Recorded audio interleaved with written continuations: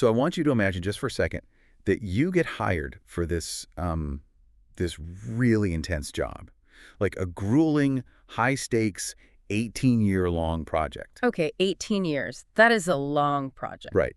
And you were working nights, you're working weekends, holidays, zero exceptions. You are pouring absolutely every ounce of your physical, emotional, and, let's be real, financial resources into this one massive endeavor. Oh, yeah. Every last drop. But here is the catch. From day one, you were told that if you do your job perfectly, like if you execute every single deliverable flawlessly, your ultimate reward is that on a very specific predetermined date, you are going to get fired. Wow. Put like that, it sounds brutal. You will be escorted from the building and you will not be replaced. Yeah, it's basically the ultimate planned obsolescence. I mean, the entire objective of the role is to render yourself completely unnecessary. Exactly. Unnecessary. But then, when that day actually arrives, society just expects people to cheerfully hand over their key card and, I don't know, go take up watercolor painting or something. Like it's nothing. Which is why today our mission is to really unpack this phenomenon. Because culture so often treats it like this, like a sitcom punchline, right? Or just a cliche for women of a certain age. Which is so dismissive. It really is, because it is actually a profoundly complex psychological transition. We are doing a deep dive into the empty nest. And to do this, we are relying on some really fascinating clinical insights from coping and healing counseling. Yeah, they're a telehealth therapy practice based down in Georgia. Right, and we're using their clinical observation to understand the very real psychology of what happens when the 18-year project suddenly ships. So I would say if you are a listener who has recently maybe dropped a kid off at college, or you just watched them pack up a car for their first apartment, and you were sitting in a house right now feeling like the quiet is just incredibly loud. A loud quiet, yeah. This deep dive is specifically for you because that overwhelming sensation, it is not a punchline. It is a fully documented psychological reality. It really is. Yeah. And when we talk about how this grief manifests on a day-to-day basis, the core emotional truth here is just, well, it's staggering when you just say it out loud. It is. 18 years of your literal purpose has just walked out the front door. Exactly. Exactly on schedule and exactly the way you raised it to. Right, which makes the grief so confusing for people. Right. Because the instinct is to think of grief as this, this heavy, constant blanket that just settles over you and stays there. Like a permanent state. Exactly. But the clinical picture of the empty nest paints something entirely different. The pattern of this specific transition is that it doesn't hit all at once. It hits in waves. I mean, it basically operates like an ambush. An ambush. That is the perfect word for it. Because you might be functioning perfectly well for, say, 3 days. You are going to work. You are doing the grocery shopping, chatting with your neighbors. You're living your life. Right. And then you are, like, doing laundry on a random Tuesday night, and you find a single athletic sock that fell behind the dryer 4 years ago. Oh, yeah. The triggers are so small. Or you just aimlessly wander past their childhood bedroom just to, like, turn off a light, and suddenly you are completely undone on the floor. Because it is the ordinary objects and the empty spaces that serve as the triggers. And clinically, it is so, so important to draw a distinction right here. Okay, tell me more about that. Well, this wave-like pattern of grief, where you are functioning, but then you are hit by this sudden, intense emotional response to a really mundane trigger that is very different from the persistent, unyielding low mood that characterizes a major depressive episode. Wait, so how do they differ, practically speaking? With major depression, your baseline functioning drops and it stays low. You struggle to get out of bed, to eat, to care about literally anything. It's constant. Right. But what we are talking about with the empty nest is this acute, startling grief pattern. It is actually a normal, healthy adjustment reaction to a massive structural change in your daily life. Okay. Let's unpack this structural change thing, though, because, let's talk about how the rest of the world reacts to it. If this is a completely predictable seasonal event that happens to millions of people every single August, right, on schedule, like clockwork, it makes zero sense that our culture is so thoroughly unequipped to offer anything beyond, like, logistical checklists. Oh, the checklists. They are everywhere. Right. Every August, school counselors, university parent relations offices, faith communities, they all interact with parents at the exact moment this emotional bomb is going off. And all they offer is a map of the campus and a list of extra-long twin sheets for the dorm. It's wild. The emotional adjustment isn't just ignored. It's, like, practically invisible. Well, I mean, think about it. Logistics are safe. Logistics are actionable. Institutions lean heavily into those checklists because they provide the illusion of control. Which we all love. We do. But acknowledging that hundreds of thousands of parents are simultaneously stepping into a profound identity crisis and a deep grieving process, that is messy. Very messy. It requires real emotional labor and resources. So it is just much easier for an institution to direct traffic on move-in day than to provide, psychological scaffolding for the sudden deafening silence in a parent's kitchen that night. They're heavily managing the student's transition into adulthood, but they are leaving the parent's emotional reality completely unaddressed. Entirely. But, it's not just the individual parent's reality that gets ignored, it's also the marriage. Oh, this is a huge piece of it. Right. When you look at what happens to a couple, when the child, who has basically been the central dominating focus of the household for almost 2 decades, is suddenly gone, the entire ecosystem just collapses. It does, because the marriage is suddenly left without its primary shared project. For 18 years, that kid was the center of gravity. They held the daily routine, the conversations, the weekend schedules, everything together. So here's an analogy I was thinking about. Think about 2 startup founders who just shipped their product. Okay, I like this. You have these 2 people who have been pulling like 80-hour weeks for almost 20 years to get this company off the ground. Right. They are constantly putting out fires, managing supply chains, debating marketing budgets, and then finally, the product launches.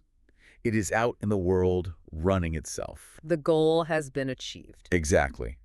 And the founders sit down at the boardroom table, look across at each other, and realize they have absolutely nothing to talk about. Nothing at all. They have completely forgotten how to exist in the same room without the company being the sole topic of conversation. That is exactly what it feels like. And what happens in that boardroom or, in that empty house is that the sudden silence allows all the old buried friction to resurface. Everything you ignored. Right. Whatever those 2 people were papering over with carpools and sports schedules and homework negotiations, it doesn't have anywhere to hide anymore. The relentless daily logistics were essentially acting as a localized anesthetic for the relationship. A localized anesthetic. That is such a vivid way to put it. Because all those minor annoyances, the communication breakdowns, or the unresolved conflicts that you just didn't have the energy to fight about. Because someone urgently needed a diorama built for history class at 9 p.m. Exactly. You're like, I can't argue about our communication styles right now. I need more glue sticks. Yes. But now, those issues are suddenly front and center. The buffer is completely gone. It is. But, and this is a really vital clinical point from the sources, when that friction resurfaces, when a couple finds themselves constantly bickering or feeling totally disconnected from one another, it is not an automatic sign of a bad marriage. Okay, that's reassuring. Right. It is not a sign that the marriage is fundamentally broken. It is a very real, highly predictable life transition that simply requires attention. You are essentially renegotiating your relationship contract from scratch without that co-founder buffer to distract you. But okay, when the house feels empty and the marriage feels suddenly unfamiliar or tense, parents need somewhere to put all that anxious, undirected energy. They absolutely do. And when that silence in the house gets too loud, parents desperately look for a way to fill it. And unfortunately, they usually reach for their phones. Oh, yeah. Because nature abhors a vacuum, and so does an anxious nervous system. Right. So without the daily physical logistics to manage, the anxiety just channels itself straight into technology. It becomes this intense over-monitoring. We see this so much now. You see parents checking location tracking apps like Life 360 constantly. They are watching their adult child's little digital dot move across a map just to make sure they got back to their dorm room at night. Just staring at the dot. Yeah, and then they send a text. And if the read receipt doesn't pop up in like 3 minutes, their heart rate spikes, and they send another text. And the immediate consequence of that behavior is almost always a profound sense of shame. Because they know they shouldn't be doing it. Yeah. Exactly. The parent knows they are being overbearing. They know they are violating the very independence they spent 18 years trying to cultivate. But the compulsion to check the app just completely overrides their logic. And it creates this terrible behavioral trap because the overmonitoring strains the newly emerging adult relationship with the child. Right, the kid feels suffocated. So the kid pulls away or stops responding entirely, which in turn makes the parent feel even more anxious, which leads to, you guessed it, even more monitoring. It's a vicious cycle, and underneath that cycle of checking and panicking is a severe loss of a role-based identity. Role-based identity. Yes. This is particularly acute for a primary caregiver whose literal occupational identity was the caregiving itself. That makes total sense. If your full-time job, your social circle, and your daily purpose were entirely wrapped up in managing that child's life, and now that child is gone, your brain is frantically trying to figure out who you are. The location tracking is really just a desperate attempt to hold on to the role of manager. But, within all this talk of grief, anxiety, and identity loss, there's this one taboo truth in the source material that rarely gets spoken out loud. Oh, the relief. Yes. For some parents, dropping that kid off actually brings a massive, undeniable sense of relief. It is incredibly common, and it is almost always instantly followed by intense, paralyzing guilt. Here's where it gets really interesting to me, though. I really struggle with this guilt aspect. Because why should a parent feel guilty for feeling relief? Well, If we go back to our original premise, right? You are hired for a grueling 18-year job, and your sole objective is to raise an independent human who can successfully leave you. Isn't that the ultimate finish line? you would think so. I mean, if you cross the finish line of a marathon, you don't feel guilty for stopping running. You feel relieved that you can finally sit down. So why is enjoying the finish line considered like a moral failure in our culture? It really comes down to how society constructs the mythology of parenting. The mythology. Yeah. Culturally, we are conditioned to believe that parenting must be this act of perpetual, joyful martyrdom. Oh, wow. Yeah. Right.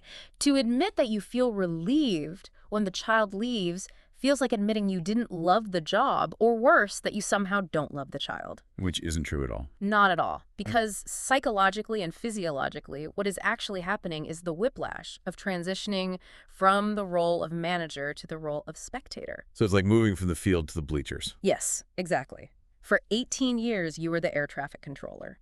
Your nervous system was locked in a state of hypervigilance. You were constantly scanning the horizon for threats, managing complex schedules, anticipating emotional and physical needs. Always on alert. Always. And that level of sustained vigilance is a massive cognitive and physiological stressor. So when that stressor is suddenly removed, your nervous system finally downregulates. Ah, so it's a physical reaction.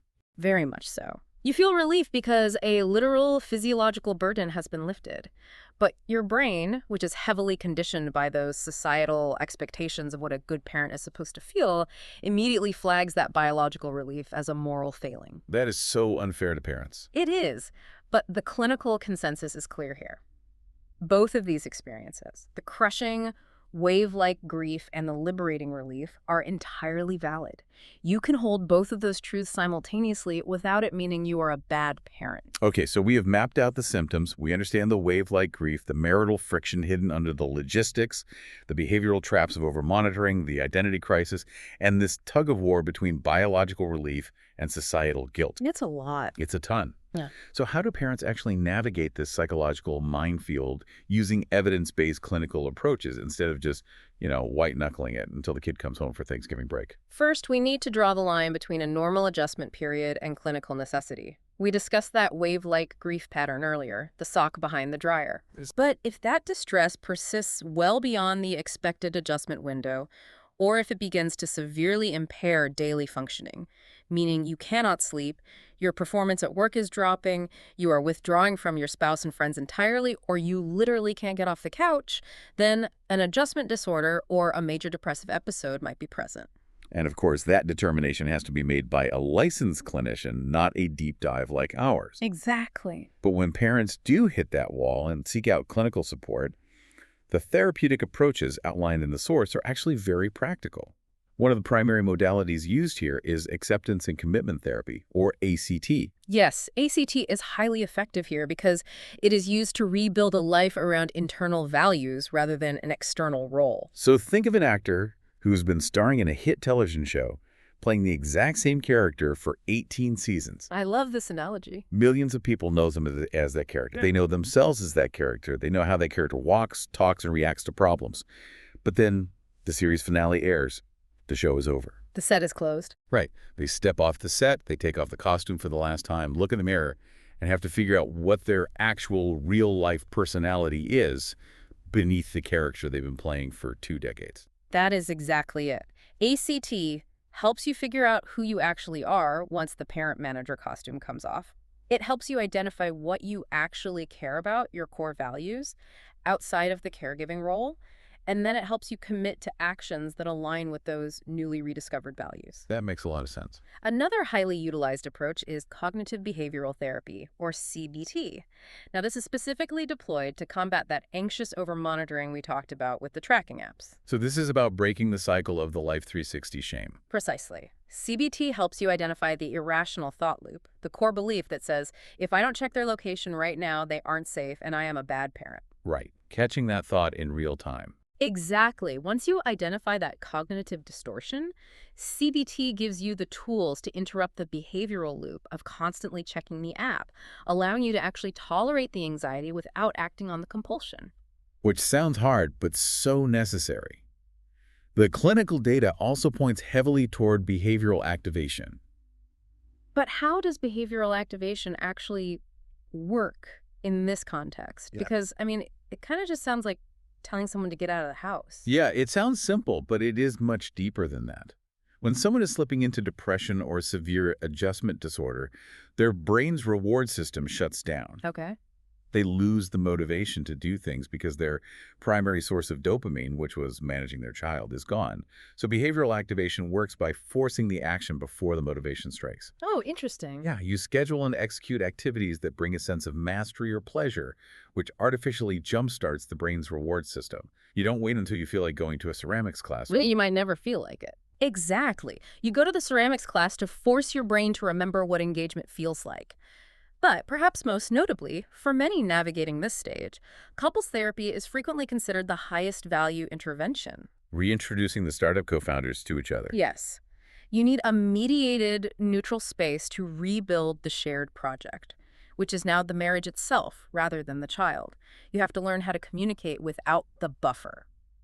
But, when you are drowning in an identity crisis or dealing with the kind of severe relationship friction we're talking about, the mere logistics of getting help can be insurmountable. It's a huge barrier. If you have to find an in-network therapist, fight with your insurance company, take time off work, and commute 35 minutes just to sit in a waiting room, you're probably just going to cancel the appointment. Absolutely. And this is where the practical application model of coping and healing counseling comes in. They are designed specifically to remove those logistical barriers to mental health care. They really are. They operate a 100% telehealth model that is fully IPA compliant, and they actually serve all 159 counties in Georgia. Which is fantastic. Removing that friction is clinically significant because when someone is in distress, accessibility is the single biggest determinant of whether they will actually follow through with treatment. Right. And they have a culturally competent team of over 15 licensed therapists. This includes LCSWs, which are licensed clinical social workers, LPCs, licensed professional counselors, and LMFTs, licensed marriage and family therapists. Having that diverse range of credentials means they can really match a client with a clinician who specifically understands family systems or individual adjustment disorders.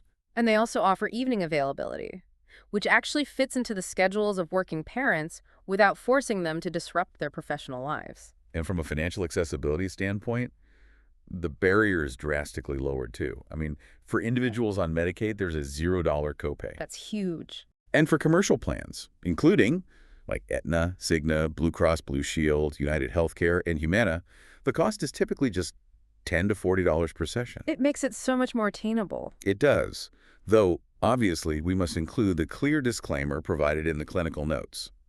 No outcome guarantees are made, and diagnosis and assessment belong strictly to licensed clinicians. Always essential to keep in mind. You have to talk to a professional. Right. Well, as we bring this deep dive to a close, I want to circle back to the ultimate grounding truth that the clinical material provides. Let's hear it. If you are sitting in a quiet house right now, feeling the ambush of grief, the marital confusion, or even the heavy guilt of relief, remember this plain fact. You raised someone who could leave. That was a job. It was. And to build on that, consider one final thought.